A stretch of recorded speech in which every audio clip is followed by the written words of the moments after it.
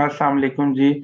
आज मैं आपको बताऊँगा कि हमने एनटीएन की रजिस्ट्रेशन किस तरह से करानी है, एनटीएन नंबर किस तरह से लेना है एफबीआर से और फिर बेसिकली इसके अंदर मैं आपको बताऊँगा वो फॉर्म फिल करने का पूरा तरीका। कुछ लोग कन्फ्यूज़ हो जाते हैं एक्चुअली कि ये किस तरह से फॉर्म फिल करना है। लेट्स स्टार्ट जी।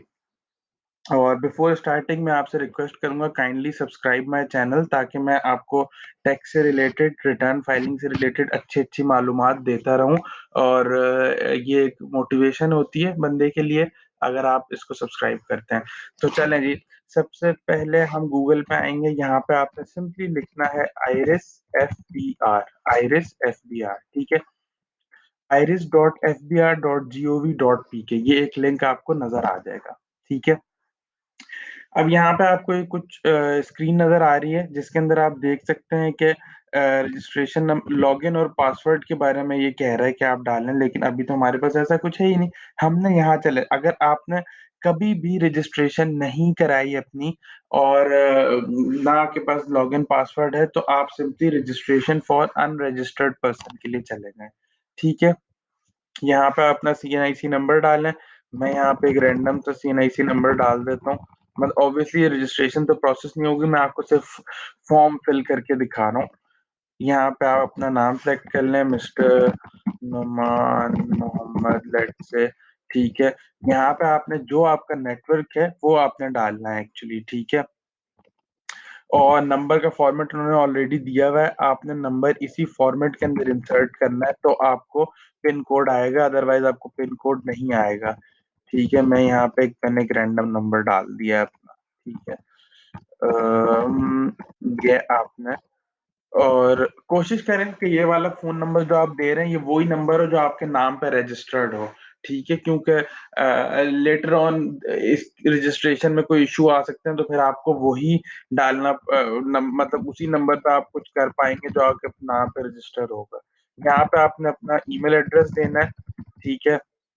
ये मैंने एक रैंडम ईमेल एड्रेस यहाँ पे दे दिया है। उसके बाद आपने सिंपली यहाँ पे एड्रेस की इन्फॉर्मेशन में आके अपना एड्रेस जहाँ आप रह रहे हैं करंटली, ये चीज़ बहुत ज़्यादा इम्पोर्टेंट है, इसको ध्यान से आपने एड्रेस को सिलेक्ट करना है क्योंकि यहाँ पे आप जो भी जगह सिलेक्ट करेंगे या जो भी एड्रेस सिलेक्ट करेंगे, वहीं जाके आपकी रजिस्ट्रेशन उसी रीजनल टैक्स ऑफिस में आपकी रजिस्ट्रेशन होगी।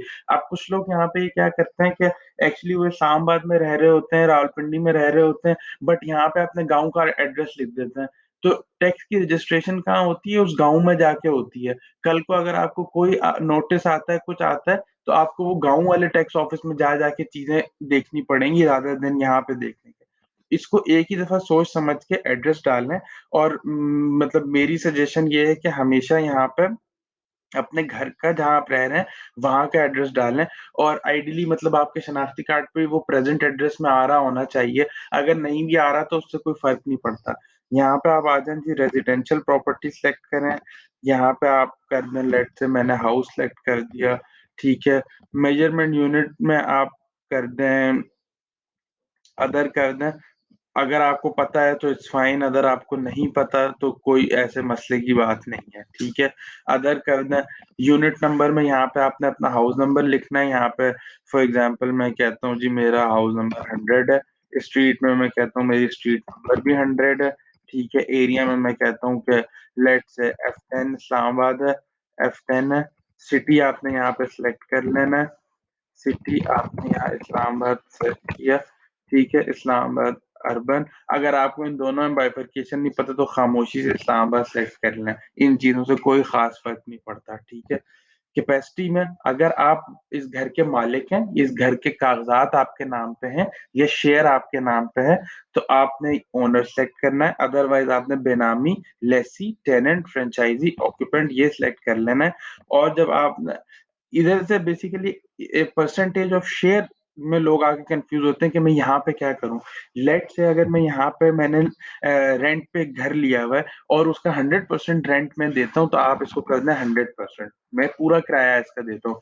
हो सकता है इसका किराया आपके वालिद साहब देते हों, तो आप इसको मिनिमम आपने 1% रखना है, 0% पे एक्सेप्ट नहीं करेगा, आप इसको 1% करना है। हो सकता है कि 50% आप देते हो, 50% आपके भाई देते हों, आप इसको 50% सेलेक्ट कर दें। इसी तरह अगर आप किसी घर के मालिक हैं, अगर 100% आप ओन करते हैं, तो आप 100% कर दें, अगर इसमें आपके भाई का भी हिस्सा है, तो 50% कर दें, किसी और का भी हिस्सा है, तो जिस तरह भी आपकी बनती है परसेंटेज वो आपने इसके अंदर लिख देनी है।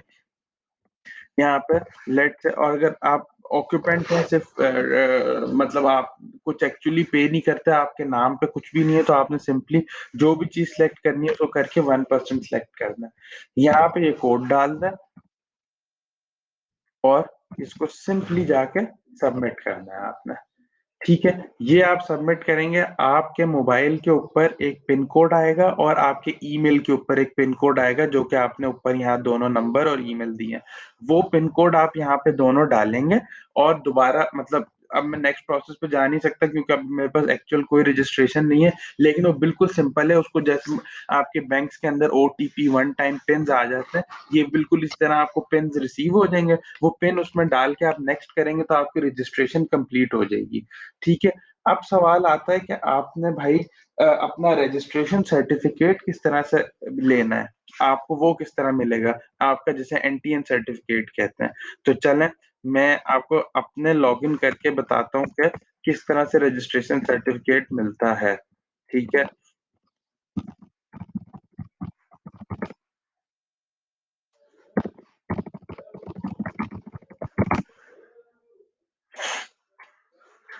इस तरह से जब आपकी रजिस्ट्रेशन हो जाएगी और लॉगिन आईडी पासवर्ड आपको ईमेल में और एसएमएस में रिसीव हो जाएगा, आपने इधर iris.fbr से जाके लॉगिन करना है, ठीक है? यहाँ पे आप देखेंगे कि आपकी कंप्लीटेड टास्क के अंदर रजिस्ट्रेशन के अंदर रजिस्ट्रेशन आ रही होगी, ठीक है? अगर रजिस्ट्रेशन के अंदर रजिस्ट्रेशन ना आ रही हो और ड्राफ्ट में आपकी रजिस्ट्रेशन नज़र आ रही हो, तो आपने सिंपली उसको खोल के ऐसे व्यू करके कि जहाँ भी आपकी रजिस्ट्रेशन आ रही होगी, उसको व्यू करके आपने सबमिट का बटन प्रेस कर देना है। वैसे अब इस तरह से होता नहीं है, आप वहीं से सबमिट करते हैं तो वो कंप्लीटेड टास्क के अंदर आ जाती है। ठीक है? अभी मेरे पास कोई एक्चुअल रजिस्ट्रेशन है नहीं, वरना मैं आपको करके ज़रूर दिखाता। आपने सिंपली एनटीएन सर्टिफ़िकेट जनरेट करने के लिए जो ऊपर रजिस्ट्रेशन सर्टिफ़िकेट आ रहा है, इस पे क्लिक कर देना है और आपका ये सर्टिफ़िकेट डाउनलोड हो गया। आप देखेंगे कि इसके अंदर जब जैसे ही ये खुलेगा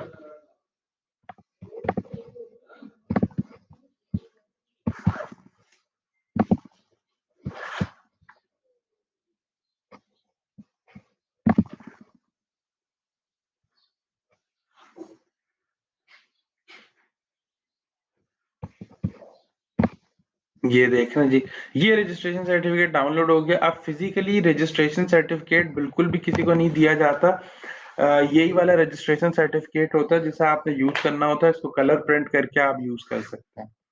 ठीक हो गया।